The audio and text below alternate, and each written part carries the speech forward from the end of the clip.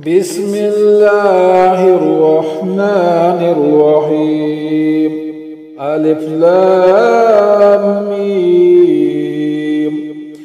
الله لا إله إلا هو الحي القيوم.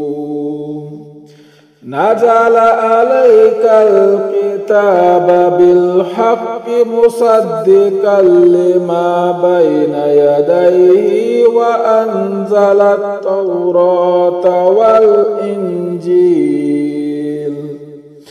من قبل هدى للناس وأنزل الفرقان. إن الذين كفروا بآيات الله لهم عذاب شديد والله عزيز انتقام.